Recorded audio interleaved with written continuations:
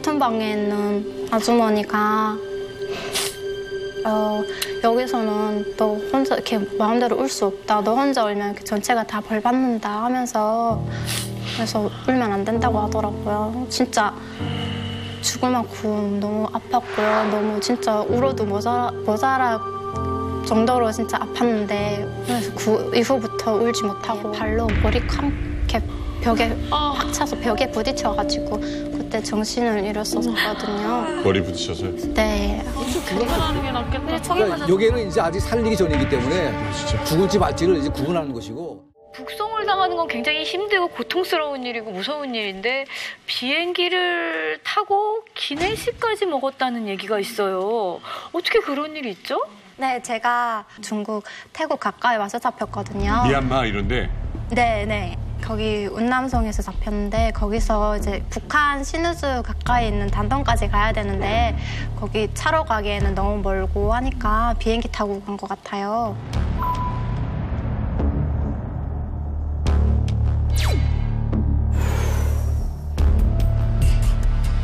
비행기는 그때 처음 타본 걸까요, 그러면? 북송당할 때? 네, 그때 비행기 처음 타고. 어땠어요, 느낌이? 그냥 마냥 좋았어요. 그냥 비행기다 하면서 쳐다보니까. 비행기 타고 창밖 구경하고 그 창밖으로 보이는 구름이 되게 예쁘고 신기하더라고요. 그치, 중학교 1학년 나이인데. 가면 어떤 일이 벌어지는지는 더 모르니까 때문에. 거지. 기내식을 진짜 먹었어요?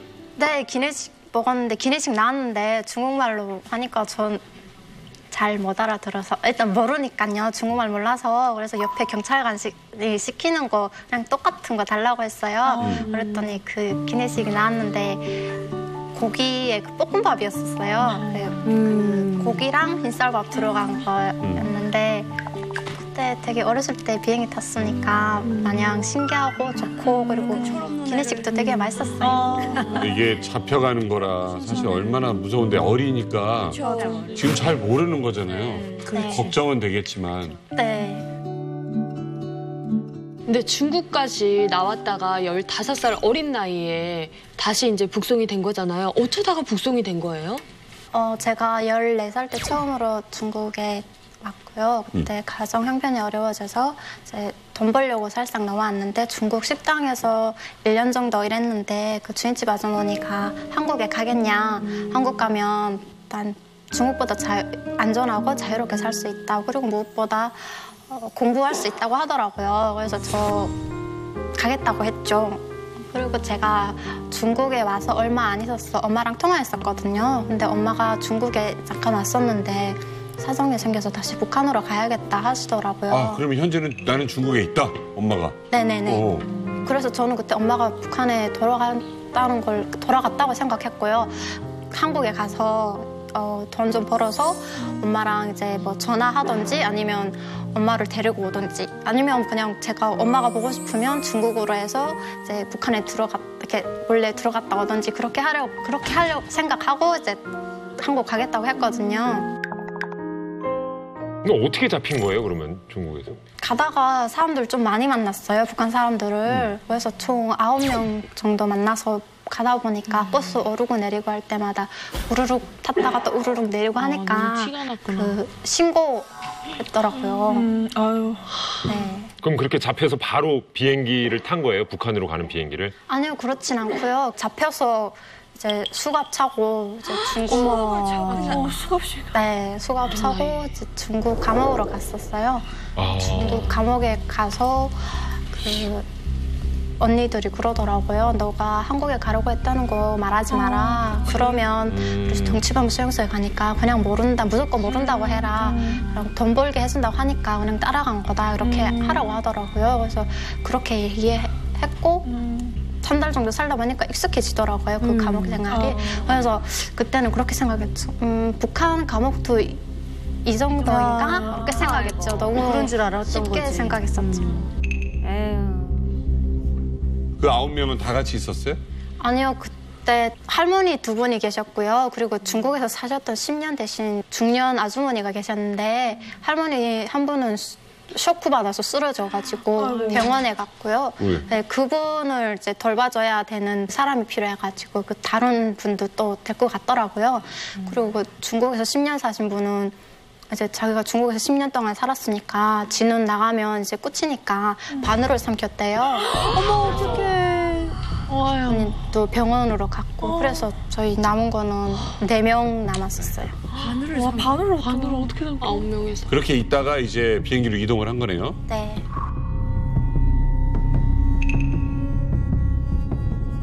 아니 그럼 그 당시에 그 비행기 안에는 전부 다 그 북송당한 사람들만 그 비행기에 탔던 거예요?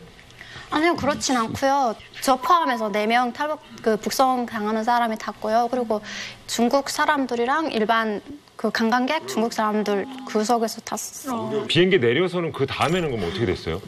비행기 내려서 단동에 도착해서 그 북한 사람들이 모이는 또 감옥에 가더라고요. 네, 거기 가서 이제 중국 공안들이 엄청 중국말로 뭐라고 하면서 되게 목청 크게 소리 지르더라고요. 이렇게 큰 소리를 말하더라고요. 그러니까 되게 무섭고 주눅 들더라고요. 그동안에 있었던 감옥하고 너무 다른 거 같아요. 네. 그래서 그때 되게 무서웠고요. 그리고 또 단동에서는 그 몸 수색하더라고요. 그 몸에 뭐 숨기고 한 거 없나 다 그렇고 그 일어났다 앉았다 해야 되고. 그래도 조금 안쓰러운데 보호해주고 이런 건 전혀 없었던 거죠. 그런 거는 중국 단동에 있을 때도 마찬가지고 배려란 거는 없고요. 그냥 똑같은 그냥 죄인일 거예요. 아, 어른처럼. 중국에서 이제 북한을 가게 되는 거 아니에요? 네. 어떻게 걸어가요? 차 타고 가요? 버스 타고 가는데 이제 그때는 몰랐죠. 중국에서 이제 북한으로 들어가는 게 지옥의 길이라는 걸 몰랐고요. 그리고 중국 사람들이 가고 나니까 북한 보위부 사람들이 와서 네. 욕하면서 차에 타라고 하는 거예요. 네.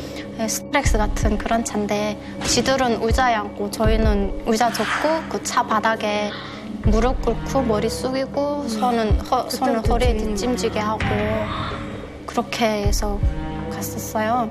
그게 흔들리면 넘어질 텐데요, 차. 네, 이렇게 흔들면서 갔죠. 근데 그 단동에서부터 더 무섭더라고요. 네. 보위부 들어가니까 보위부 들어서자마자 벽에 머리 박고 서 있으라고 하더라고요. 그래서 벽에 머리 박고 서 있는데 거기서 또 수색하더라고요. 근데 거기는 중국에 사는 것보다 더 수치스럽게 그렇게 하더라고요. 진짜 너무 무서웠고 우니까 여군이가 욕하면서 왜 우냐고 하면서 그러더라고요. 그냥 눈물이 그냥 무서우니까 눈물이 나는 건데 울지도 못하게 그렇게 하더라고요. 진짜 입에 못 담을 정도예요? 네. 어느 정도길래. 뭔 정도인지 알 것 같아요. 이게 다 15살 때 겪은 일이잖아요. 나라면 어땠을지 상상이 안 가거든요. 근데 그렇게 조사를 받고 나서는 또 풀려나는 거예요? 아니요, 그렇진 않고요. 북한 보위부 감옥에 들어가서 다음 날 그 조사실에 갔어요. 거기 갔는데 들어가자마자 조사관이 뺨을 막 후려치더라고요. 다짜고짜? 네, 그때 진짜 눈앞이 너무 캄캄하고 그냥 눈물이 그냥 또르륵 나더라고요. 그러고 나서 반성문 써라고 하더라고요. 반성문 써오라고 해서 그래 거기다가 그냥 모르는 사람이 일자리 소개시켜준다고 해서 그렇게 간 거다. 나는 그냥 모르는 거고 그냥 무작정 모르고 따라간 거다 이렇게 썼거든요 거기다가. 근데 일주일 지나서 다시 부르더라고요. 그래 그 조사실에 가니까 운남선까지 가놓고 말이 되냐고 하면서 그다음에 막 때리는 거예요. 그 막 가죽 장갑 끼고 머리를 막 때리고요. 그래도 말 안 하니까 그 멍둥이로 이렇게 때렸어요. 어디를요? 어디 때릴까? 이렇게 머리 몸 사정 없이 막 때렸어요. 그렇게 울면서도 말 안 했죠. 언니들이랑 약속했으니까 언니들한테 또 피해 주기도 싫었고요. 그래서 그냥 참았죠. 그렇게 맞으면서. 나는 돈 벌러 간 거다. 네. 그래서 그날 저녁에 방에 들어왔는데 온몸에 멍이 들고 그래서 눕는 게 너무 힘든 거예요. 누우니까 너무 아파서 엄마도 보고 싶고 하니까 눈물이 나서 울었는데 간수가 와서 왜 오냐고 하면서 저희 방 전체 벌 세우더라고요. 그래서 같은 방에 있는 아주머니가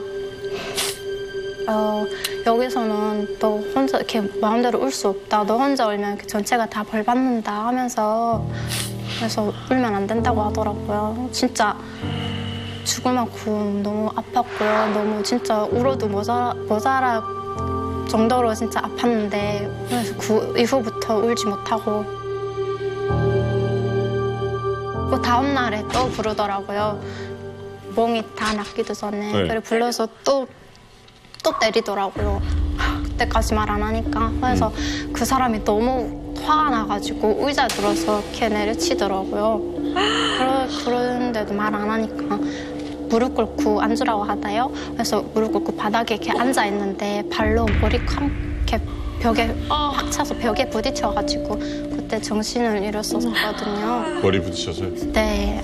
그리고 이제 정신 차려서 이제 들어가라 하더라고요. 그래서 방에 들어가니까 거기 간수한테 제 벌 세우라고 하면서 그래서 들어오자마자 또 한 2-3시간 정도 벌 세웠고 벌 세워 있으니까 막 온몸이 후들후들 떨리고 눈앞이 캄캄하고 아찔하고 그랬었거든요.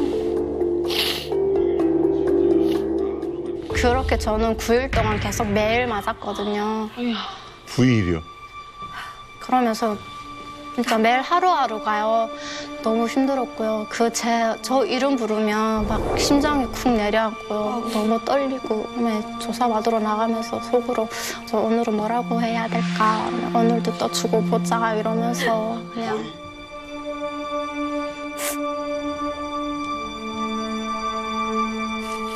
지금 잘 때도 그 꿈 꾸겠는데 그 공포감 어떻게 이겨내? 이제 스트레스 받고 하면 되게 머리도 많이 아프고 그러거든요. 근데 꿈도 되게 많이 꿔요. 잡혀가는 꿈. 근데 제일 오래 남는 꿈이 잡혀가지고 도망치려고 했는데 또 잡힌 거예요, 꿈에서. 그래서 그걸 너무 고통스러웠고 그걸 꾸면서도 그냥 너무 힘들었었어요. 아니 그렇게 무지막지하게 때리고 하면 당연히 다치잖아요. 인간이라고 표현하고 싶지 않은데 그들이 치료를 해줍니까? 그런 건 없고요. 그렇게 들어간다고 해도 그냥 들어보니고 그냥 그 방 안에 뭐 아무 사람이나 그냥 거죽대기 같은 걸로 그냥 이렇게 대충 해주고 그래요. 저도 16살 때 잡혔고 언니 18살 때 잡혔는데 저는 당시 어리다 보니까 그래도 좀 봐준 것 같은데 저보다는 절 대신해가지고 언니가 이렇게 조사 받을 때 여러 번 맞았었죠. 근데 뭐 상처가 나도 치료를 해준다는 게 아니라 오히려 상처받은 곳을 더 심하게 때려요. 왜냐하면 그게 상처고 또 아프다라는 걸 알고 이 통증이 더 커져야지만 뭔가 얘기를 할 수 있다라는 거를 그들이 알기 때문에 치료 같은 거는 그 안에서 꿈도 꿀 수 없는 상황인 거죠. 야, 어쨌든 처음엔 너무 밝고 정말 인사를 나눠가지고 이런 끔찍한 일을 당했을 거라고 상상도 못했는데 감옥에 그럼 목란 씨처럼 좀 어린 친구들도 많았어요?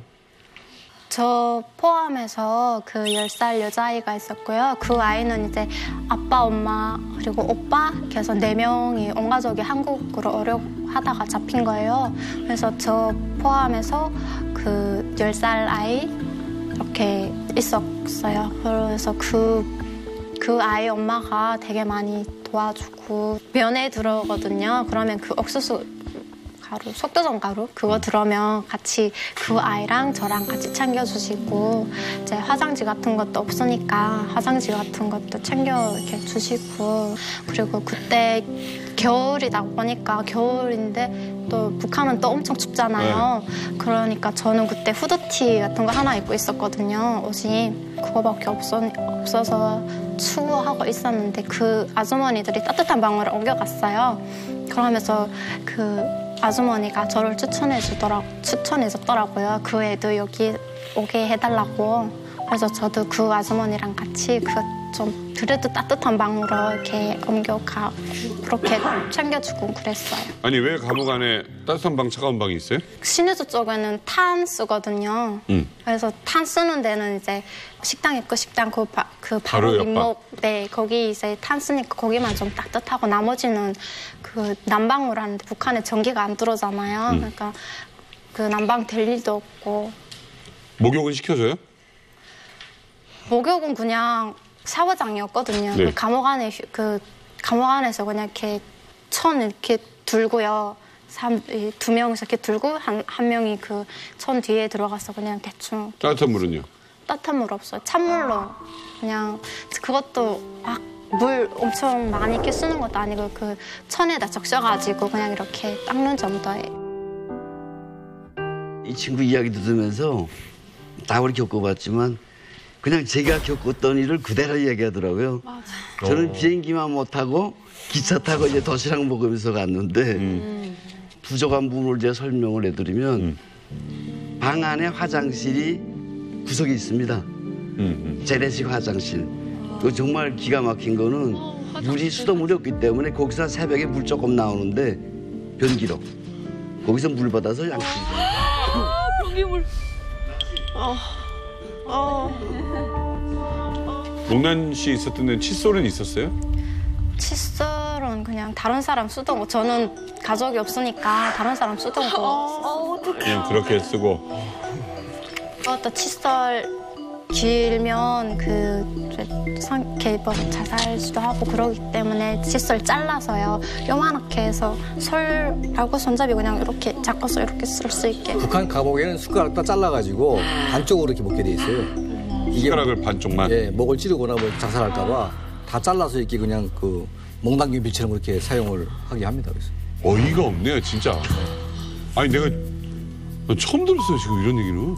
이런 거는 사실은 이제 약간 보여준 거예요, 어떻게 보면. 예? 그러니까 실제로 이제 뭐 기독교를 내가 뭐 어떻게 하다가 잡혔다. 이건 이제 완전히 죽여야 될 대상이기 때문에 그때는 정말 죽음으로 가는 고문을 시키는 거예요, 완전히.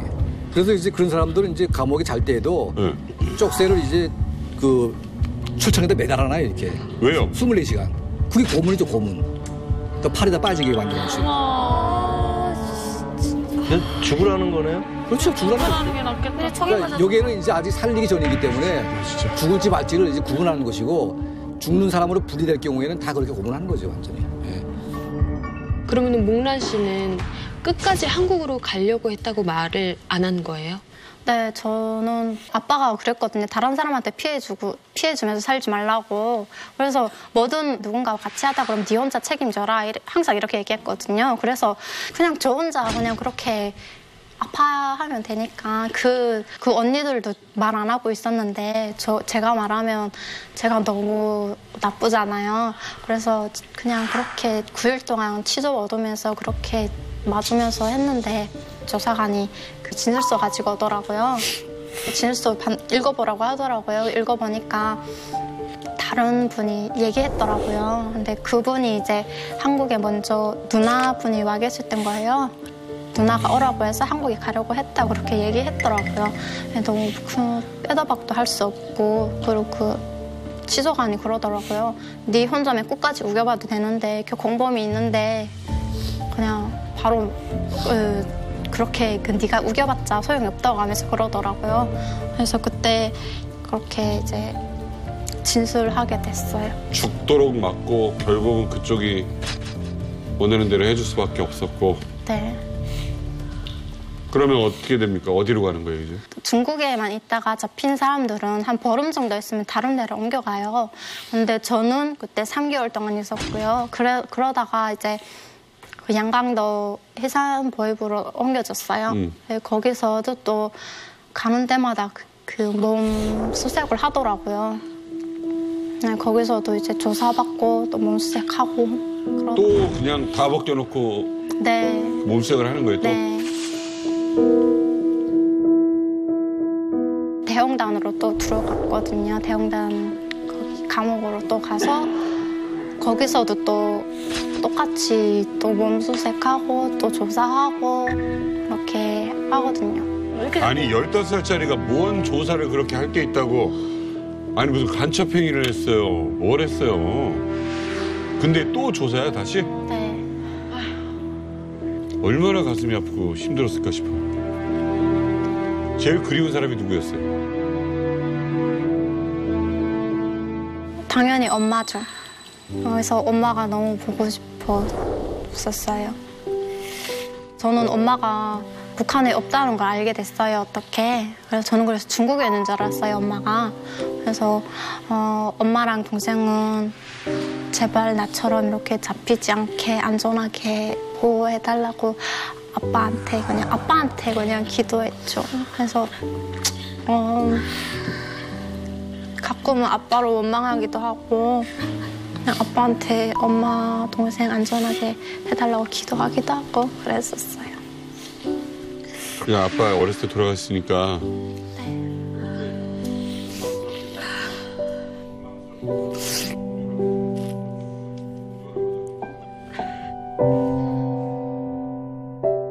감옥에서 나오니까 일단 철창 안에 있었던 것부터 좋았고요. 그리고 가족이 없다는 거 알게 되고 그래서 중국에 그 엄마랑 동생 찾으러 가야겠다 하고 결심하고 이제 재탈북하게 됐거든요. 아이고. 그리고 이번에 잡히면 그냥 바로 뭐라도 삼키던지 뭐 그냥 뛰어내리던지 해서 바로 그냥 죽어야겠다 해서 죽을 각오하고 그렇게 해서 이렇게 왔거든요. 근데 운 좋게 이렇게 한국까지 오게 됐어요. 몽란 씨 한국 올 때는 뭐 타고 왔어요? 한국 올 때는 한국 올 때 이제 라오스에서 한국까지 인천국제공항까지 왔는데 그때도 비행기 타고 왔어요. 한국 올 때 비행기 탔을 때의 기분하고 북송당했을 때의 기분은 어떤 차이가 있어요? 북송당할 때는 그냥 몰랐으니까요. 그냥 마냥 좋았는데 근데 이제 한국 올 때는 뭔가 되게 그냥 안전하고 내가 이제 살 것이다라는 그런 생각 들었어요. 기내식 먹었어요 그때도? 그때도 먹었어요. 그때도 먹었어요. 뭐 먹었어요? 치킨 뭐였는데요. 맛있었어요? 참 얘기 들을수록 어쨌든 진짜 여기 와 있다는 게 정말 천만다행인 것 같은데 가족들하고는 만났어요? 어떻게 됐어요? 한국에 와서 하나원에서 이제 엄마랑 동생이 한국에 왔다는 거 알게 됐고요. 참 다행이다. 중국에서 한 게 아니라? 네. 하나원 이제 들어가면 학교 다니거든요. 청소년들 학교 이렇게 다닐 수 있게 해서요. 네. 네, 거기서 담임 선생님이 전화번호 주시더라고요. 엄마 전화번호라고. 어머. 진짜? 갑자기? 네네. 너무 좋았겠다. 기분 어땠어요 그때 엄마? 기분 너무 좋았고요. 그래서 엄마랑 통화했었거든요. 통화했는데 엄마 목소리 듣자마자 그냥 눈물만 펑펑 나더라고요. 그래서 그냥 계속 울었어요. 말도 못하고. 네, 계속 우니까 엄마가 왜 우냐고 그러더라고요. 그냥 엄마 너무 보고 싶었다고 울면서 그렇게 얘기했었어요.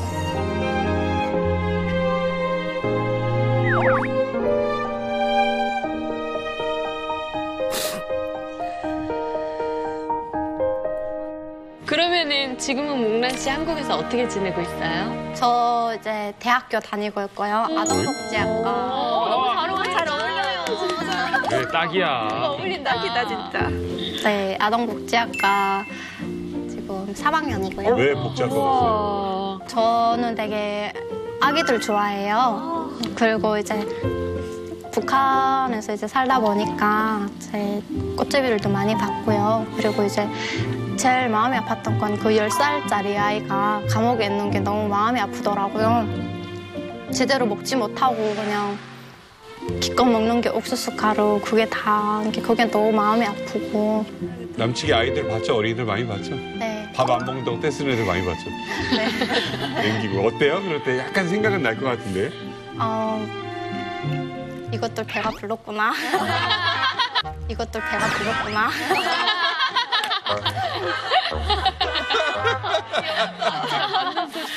그치? 네. 요 시기들, 요것들, 녀석들. 앞으로의 꿈이라는 거 갖고 계십니까? 저 소원이라기보다는 꿈이자 소원이고요. 저는 이제 통일된 북한 땅에 가서 유치원을 짓는 게 저의 꿈이에요. 저도 굉장히 그게 궁금하거든요. 과연 북한에서는 어떻게 기자를 뽑는지. 궁금할 거예요. 진짜 궁금해요. 기자 시험이라는 것도 없어요. 그건 이제 중앙기관 출판사, 언론사, 출판 보도물 기관에 들어가는 사람들은 자기가 가고 싶어 가는 것도 아니에요. 가기 싫어도 당이 임명하면 가야 돼요. 또 가고 싶어도 대상이 안 되면 못 가요. 모든 기자는 딱 당중앙위원회 행정간부부에서 딱 임명해요. 그건 누구도 임명 못 해요. 나도 그 케이스거든요. 모든 거기서 이제 대학 졸업생들 놓고서 각 출판사에서 필요한 기자 수요가 있잖아요. 그게 종합돼서 이제 당중앙위원회 행정간부부에 올라가거든요. 거기에 중에서 이제 졸업생들에 대한 거 각 대학, 중앙대학인 경우입니다. 다 명단을 빨아들여요. 그렇게 하고서 거기서 1차 선별을 해요. 그 다음에 선별한 다음에 다시 대학에 내려보내거든요. 그러면 대학 간부부가 악착같이 따라다니면서 이력서 재조사 다시 다 하고 송분 일단 그거는 본인의 취향도 취미도 소용이 없어요.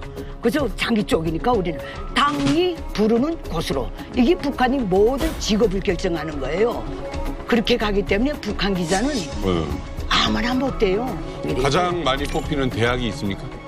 중앙기관 정책편집부 기자들은 거의 90%가 종합대학이에요. 종합대학에서 다 나가요. 예, 그다음에 김일성 족속의 의도가 뭔가면 당중앙위원회 외교부 출판보도부문은 90%를 김일성 종합대학 졸업생으로 채운다. 이렇게 딱 돼 있었어요. 제가 다닐 때는. 예, 그렇게 뽑아요. 그럼 기자님, 김기성 기자님. 기자님께서는 그럼 북에서 주로 어떤 기사를 좀 쓰셨습니까? 난 정책 담당 기자였어요. 정책 담당 기자는 김일성 족속이 똥집에 들어갔다 나와야 돼요. 김일성 족속이 똥집에 들어갔다 나와야 돼요. 이렇게 철저히 예. 말하는 대로 딱. 느낌이 빡 오네요. 네. 그냥 진짜 모든 걸 다 버리고 들어갔다 나와야 된다는 게. 그냥 우리 딱 그렇게 해요. 처음 듣는 충격적인 표현이라서 그러는데. 김일성 족속이 모든 논문, 로작, 연설문 달달달달 배워야 돼요. 정책 기자는. 세상에. 그래야 의도가 뭔지 알고 과오를 안 범하고 정치범 수용소에 끌려가지 않게 글을 쓸 수가 있는 거예요. 정책 기자를 정치부 기자로 봐도 돼요? 정치부 기자나 정책 기자나 같아요. 그죠? 같은 거죠? 예. 그러니까 북한에도 신문이 여러 개 있잖아요. 네. 노동신문, 평양신문, 자강일보, 민주조선, 청년전이. 그러면 그 신문마다 네. 약간 우리 같으면 예를 들어서 뭐 동아일보를 너무 좋아하는 사람도 있고 뭐 한겨레 보는 사람, 경향 보는 사람, 뭐 조선 보는 사람 뭐 다 여러 가지 있잖아요. 그렇게 좀 달라요? 신문마다? 똑같죠. 사상이야 똑같아. 일단은 밝히자고 하는 목적은 다 똑같아요. 똑같고 그다음에 그래도 좋았던 거 저는 약간 뭐 좀 새로운 소식을 볼 수 있었던 거는 그때 민주조선이었나 그 신문에 한국 소식들이 되게 많이 나와요. 민주조선은 좋아했었어요. 해외 네. 뉴스들. 이게 이런 게 조금 있네요. 그러니까 평양에 가면 지하철에 가면 신문을 벌 수 있거든요. 이렇게 신문들을 다 이렇게 표시판 같은 데 다 이렇게 세워놔요. 무료로? 네. 지하철에 가면 볼 수 있는 게 신문. 근데 너동신문이나 다른 신문들은 99%가 김부자에 대한 서식밖에 없어요. 근데 유일하게 우리가 다른 나라에 대한 기사를 읽을 수 있는 게 평양신문이거든요. 평양신문에 가면 그 평양에서만 볼 수 있는 그 만스테 텔레비전 순서, 제일 인기 많은 그 순서가 나와요. 프로그램 맞네. 네, 프로그램 저녁에 외국 영화 어떤 영화 하고 외국 만화 영화 뭘 한다는 거. 그거랑 스포츠 뉴스랑 최근 국제 서식이 실리거든요. 그럼 다른 신문은 누구도 안 가는데 그 신문에만 사람들이 오르나에 매달려 있어요. 그거 읽으라고. 그 신문에 자강일보도 있거든요. 자강일보? 네. 처음 듣는다. 무슨 한국일보 뭐 이렇게 지역마다 일보들이 있어요. 근데 거기에서 화력발전소 몇 개 지었다. 뭐 이런 건데 저는 기자님한테 궁금한 게 뭐냐면 제가 한번 동영상을 봤는데 북한의 기록 영화에는 김부자의 그 음성이 다 빠져 있습니다. 근데 실제로는 저희 아버지가 이제 인민군 대회를 여러 번 참가하면서 보니까 김일성이나 김정일이나 한 번도 아래 일꾼들한테 존댓말 써본 적이 없더래요. 그래서 탁 옆에서 받아 적는데 야구 발전소 2개 지으라. 이렇게 하면 그게 어떻게 나오냐면 수령님께서는 다음과 같이 교시하셨습니다. 화력발전소 2개를 지어서 인민생활을 향상시켜야 하겠습니다. 이런 식으로 다음과 같이 교시했습니다. 다듬어지고 예뻐지고 더 은미화돼서 나오는 거예요. 그런 거를 딱 받아서 이렇게 좀 이렇게 미화시키는지 그런 게 궁금한 거예요. 네, 물론 미화시켜야죠. 수령은 신이니까. 저도 김종일이가 우리 과거원 현지사를 할 때 녹음 테이프 풀 때는 길길이 띠지경으로 신경이 나고 얼마나 쌍말을 써놓고 막 배다 놓고 오용감, 장용감 막 이렇게 부르거든요. 그걸 정리하는 게 거기다 비단 옷을 입히는 게 얼마나 힘든지 몰라요. 이거 지금 알게 됐어 진짜. 녹음은 할 수 있어요? 그럼 내가 녹음한 게 아니라 뒤 따라다니는 것들이 두고 다녀요, 녹음기. 그래가지고 야, 이건 극비겠네, 극비. 그 녹음은. 녹음 테이프는. 녹음 테이프는 그저 원본 자체로 보관할 뿐이지 나올 때는 아주 세련된 공산 지도자답게 멋있게 얘기하는 게 딱 나오죠. 그래도 혹시라도 이런 사람 있잖아요. 막 기자가 막 됐어 자기가. 그래서 그냥 기자 정신에 그냥 좋은 의미로 나쁜 거 말고 그냥 좋은 얘기 이런 얘기 써도 되나요? 이렇게 해서 자기가 좋게 마음대로 쓰는 사람이 있을 수도 있잖아요. 아부하려고. 그럼 발상 자체를 안 하는데 아부. 그 속에서도 또 이렇게 도전 정신이 있는 사람들이 있어요. 그 자기 머리 달고 있으니까. 그렇죠. 그래서 그런 사람들이 아마 정치범 수용소에 가보면 30-40%는 기자 출신일걸요. 말 잘못했다든가 글을 잘못 써서 다 끌려간 거예요. 우리 주위에서 내가 17년 기자 생활했는데 우리 출판사에 굉장히 권 있는 기자가 하나 있었어요. 전사자의 아버지가 6.25 때 연대장으로 근무했던 전사자인데 어느 날 없어졌어요. 한 2달 전에 어디 갔나 장기 출장 갔다는 거예요.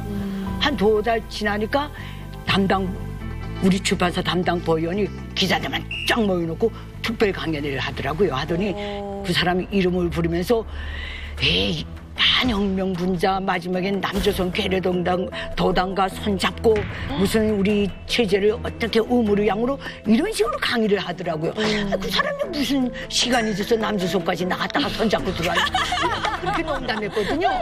근데 후에 알아보니까 그게 아니고 얘 기자 생활하면서 고충이 심해요. 그럼. 김일성 족속이 그거 하고 현실 괴리가 너무 심하니까 좀 나약한 사람 자꾸 헷갈려요. 이게 가는 길이 맞나. 그러니까 이 사람이 그걸 쓴 거예요. 친하는 지도자 김정일 동지에게 정성껏 그 편지를 올린다는 거. 지금 우리나라가 어느 길로 가고 있습니까? 공산주의로 가는 길이 맞습니까? 환장했네요. 허벅지도 돼지로 들어갔네. 좀 들어봐. 그러지 말고. 그런 식으로 써서 이게 정말 이게 공산주의로 가는 길이 맞습니까? 자꾸 깨나면 경제도 나빠지는 것 같은데 이렇게 올린 거예요. 근데 이 사람은 대담하게 자기 필적으로 이름까지 다 다시서 올린 거예요. 성신이야. 하루아침에 없어지고 가족도 다 없어지고요. 그다음에 내가 탈북할 때까지 그 사람 못 봤어요. 이건 또 아무것도 안 해요. 저 백과사전 출판사에 식물 도감을 만드는 편집부가 있었어요. 거기에는 그 은방울꽃이라는 그 도감, 그 은방울꽃에 대해서 해석을 하면서 은방울꽃이 약재고 어쩌고 하다 마지막에 그런데 독성이 좀 있다며 이런 식으로 써놓은 거예요. 그 은방울꽃을 해석하다 나니까. 그 기자 혁명화 갔다 왔어요. 왜? 1949년도인가 48년도에 김일성이가 스탈린 만나러 소련 갔다 올 때 비행장에 내렸을 때 은방울 꽃다발 들고 나가서 들었었어요. 맞아요.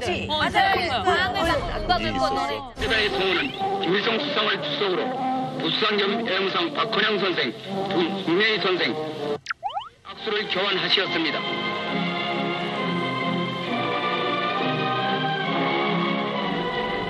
그 성물에다 독성이 있다고 썼다고.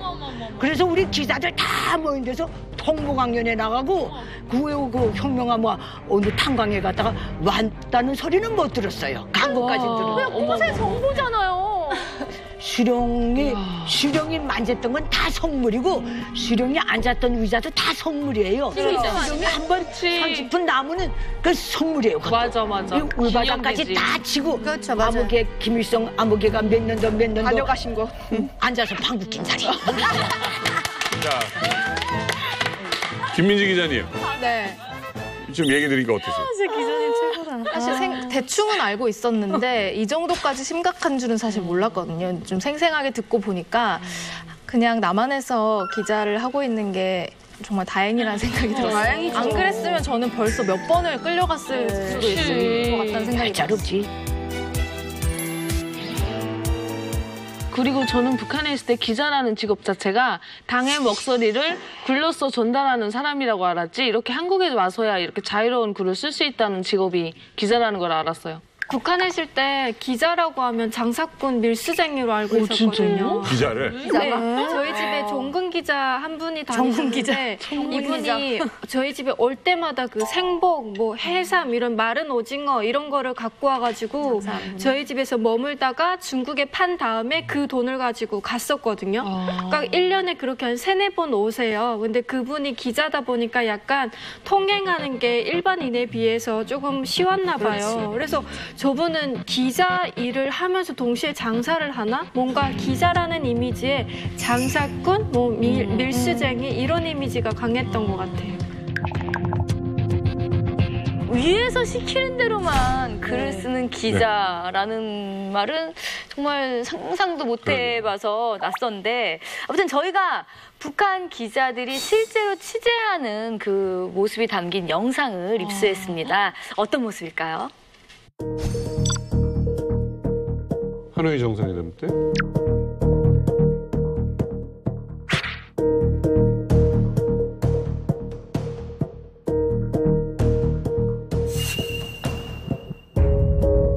이쪽으로 가서 찍으실래요?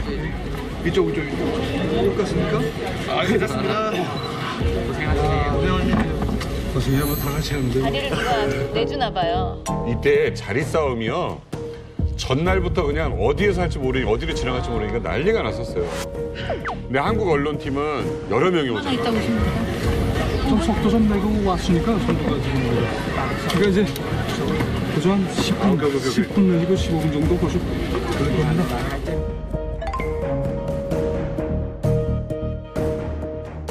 선생님, 노동신문 소속이신 거죠?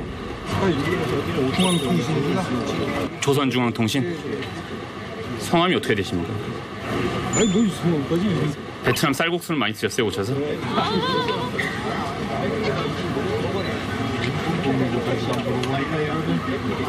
원래 위원장님 행사라서 양복을 입으신 거죠? 멋있는 행사 아니고 일반 행사로 지금 이렇게 말 안 해도 이제 다 그렇게 하게 일반 행사도 하게 되고 있습니다.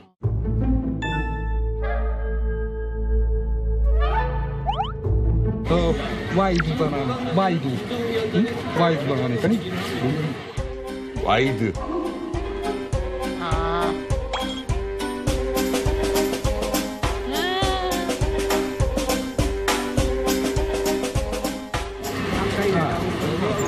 힘드시죠? 찍는 게 아니고 원래 찍지 않습니까? 사진이야.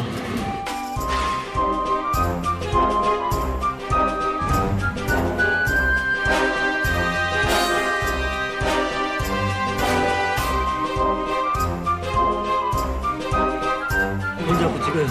선생님 만난 것도 인연인데. 정신없이 아, 너무 지루해. 자꾸 찍으면. 자꾸 찍어요, 뭐. 자, 북한의 기자들을 봤습니다. 사실 그때 현장에서 이 어디로 가는가 우왕좌왕하고 있을 때 북한 기자가 나타나면 여기는 100% 오는 곳이다. 네. 참, 지금 보니까 어떠세요, 백수 기자님? 직접 또 현장에도 갔었잖아요. 현장에 가기도 했고 실제로 북한 기자들하고 접촉할 일이 많긴 했는데 사실 저렇게 대화를 하기는 좀 쉽지 않습니다. 저런 경우에 워낙 기다림이 오래 있으니까 대화를 할 수 있는 거고 어떤 중요한 순간에 포착을 할 때 이제 보통 카메라 기자분들이나 영상 촬영 기자분들이 대기를 하고 있는데 그 앞에서 이렇게 촬영을 하고 있으면 뒤에 있는 사람은 찍지 말라는 거잖아요. 그렇게 되면 고성이 오가고 욕하고 막 이렇게 난리가 나는데 그래도 꿋꿋하게 하시는 분들이 그렇죠. 김기성 기자님 때도 외신 기자들이 많이 있었죠? 그 대한민국에 들어와 있는 외신 기자들 놓고 보면 그 섬과도 같은 나라예요. 그 조금밖에 없어요. 그리고 이거 내가 말해도 믿지 않을 수도 있어요. 나는 그 저 세계를 너무 잘 알기 때문에 저 기자가 저 수령족석이 움직일 때 따라나 10명의 기자가 나갔다면 5명은 국가보위부 허위국에서 기자 명칭 달고 사진기 끼고 나간다는 거 정확히 하셔야 돼요. 나는 왜냐면 우리 먼 친척이 한 번 저기 다닌 적이 있어요. 그때 언젠가 뭐 저게 김용준지 뭔지 74년도에 여기에 내려왔던 적이 있는데 그 국가보위부에서 따라 내려왔어요. 기자 이거 다 차고. 근데 이 자리에 탈북민 출신 기자가 있습니다. 강철환 대표님이시죠? 네, 그렇습니다. 네. 저도 이제 뭐 기자가 되고 나서 사실은 북한 내에는 언론이 자유가 없고 그 속은 곳에 어떤 그런 비리들을 우리가 캐낼 수 없지 않습니까? 네.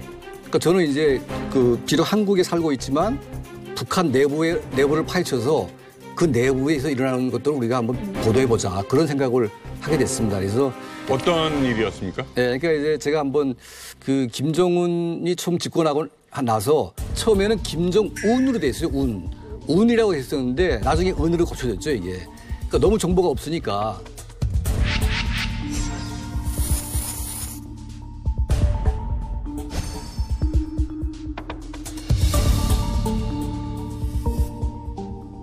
진짜 너무 대단하신 것 같은데 다른 기자분들도 혹시 내가 이거 최초로 공개했다 하시는 거 있을까요? 제가 황정엽 전 노동당 비서 그분을 매주 돌아갔을 때까지 매주 이렇게 뵀었거든요. 와. 예, 뵀었는데 그분이 이제 어느 날 말씀하시는 게 남포 아시죠? 북한 서해 남포. 평양 남포 지하 땅굴이 이제 파져 있더라. 고속도로만 알았지.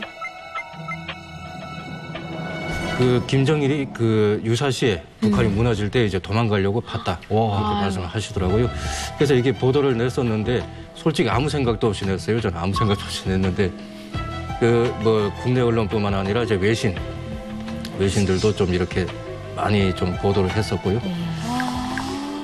아니 황정엽 선생이 얘기한 거면 이건 거의 확실한 사실이잖아요, 거의. 그렇죠. 거의 사실이라고 봐야죠. 그렇죠.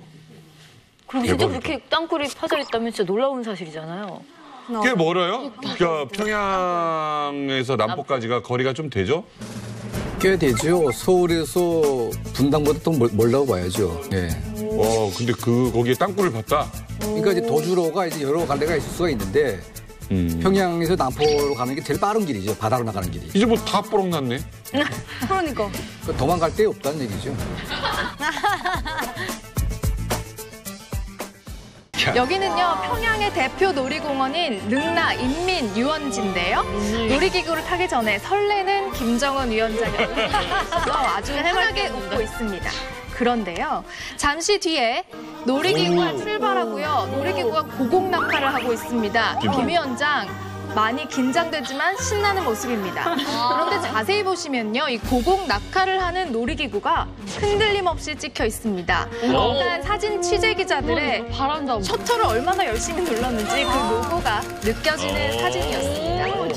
다음 사진 보실까요? 네, 김정은 위원장이 직접 고른 A컷 그 두 번째 사진입니다. 친근한 지도자의 이미지. 자, 김정은 위원장이요, 인민군을 어부바 해주고 있습니다. 환하게 웃으면서 엎혀있는 사람은 울먹이기까지 하는데요. 그런데요, 저는 이게 연출컷인 것 같아요. 왜요? 왜 그런지 보시면요, 뒤에 있는 두 명을 자세히 보시면 엎혀있는 사람을 함께 들어주고 있습니다. 그러니까 김정은 위원장이 직접 들어준 건지 아니면 뒤에 있는 사람들이 도와준 건지 살짝 헷갈리지만 어쨌든 친근한 지도자 이미지의 김정은 위원장이 마음에 들어한 사진이었습니다. 다리도 안 꼬고 있잖아. 김정은 위원장이 직접 고른 A컷 그 세 번째 사진입니다. 김정은 위원장이요, 많이 화가 나 있습니다. 허리에 손을 올리고 화를 많이 내고 있는데요. 여기는 한 교육시설인데 이렇게 화를 내는 이유가 있습니다. 왜 학생들의 교육시설을 아기자기하게 만들어주지 못하느냐 하는 겁니다. 자, 돈 줘야지.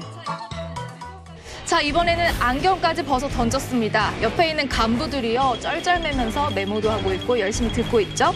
자, 카리스마 넘치는 모습을 보여주고자 이렇게 불같이 화를 내는 모습을 연출한 걸까요? 그의 카리스마 있는 지도자 모습을 보여주고 싶었나 봅니다. 지금까지 김민지의 북한 언론 숨가부착이었습니다.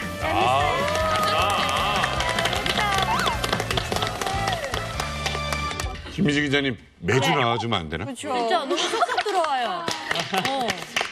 저 사진들이 정말 김정은 위원장이 직접 고른 걸까요? 그렇죠. 자기 사진까지 골라요. 정치 보도반, 사진 보도반이 따로 있거든요. 김일성 족속 사진 찍는 것들은 그것만 따라다니며 찍어요. 예, 걔들은 훈련을 엄격히 받아요. 그래서 그러니까 나이가 젊은 기자들이 하나도 없어요. 다 50대 기자들이 충분히 수령족속의 속내, 리상, 취미, 미학 이거 그래서 똥집에 들어갔다 나온 것처럼 왜 이렇게 자주 들어가요? 오늘 똥집만 세 번째예요 지금. 왜 이렇게 그렇게 돼야 그게 나오는 거지. 뱃속에 들어갔다 나온다고 그 소리인데 그렇게 훈련을 받고 실전에 나가거든요. 신문 나가기 전에 그 며칠 전부터 김정은 책상 위에 그 수용족속 책상 위에 몽땅 사진 거기에 붙이는 멘트까지 다 올라가 있어요. 아니 일어나고 자기가 다 사진만 골라요. 고르나?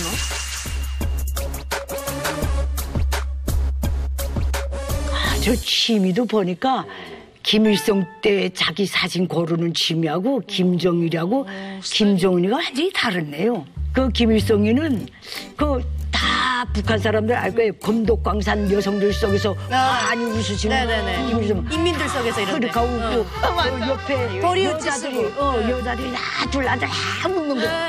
그 사진을 제일 좋아하고 아이들이 막 안겨. 그거 자기는 그 사진 볼 때마다 기분이 좋다 그랬거든요. 우린 기자들이기 때문에 이거 다를 그거 놓치면 안 되니까.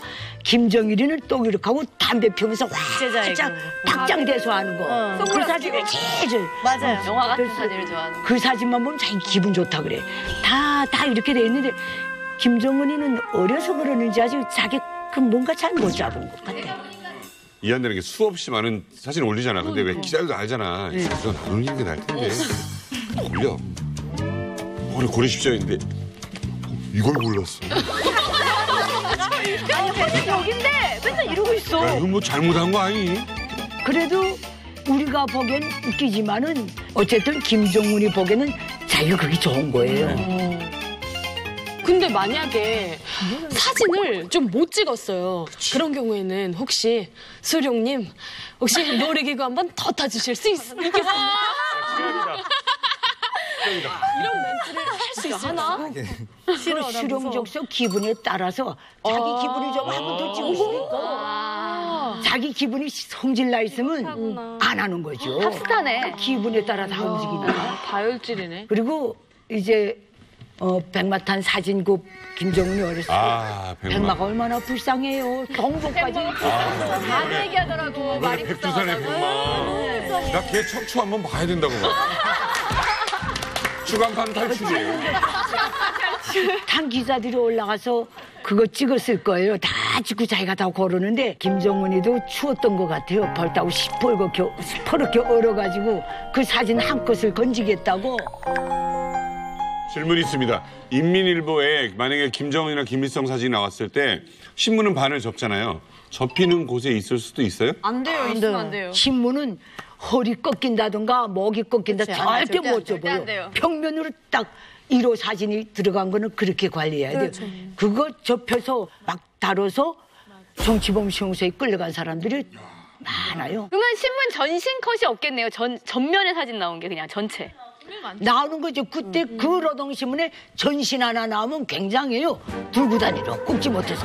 네. 1호 신문은 모시고 다니는 거 모시고 이렇게. 야, 신문을 펴서 다녀야 돼? 충격! 두만강에서 오주환 기자에게 총을 겨눈 북한 군인. 북한 군인이 기자님한테 총을 겨눴다고요?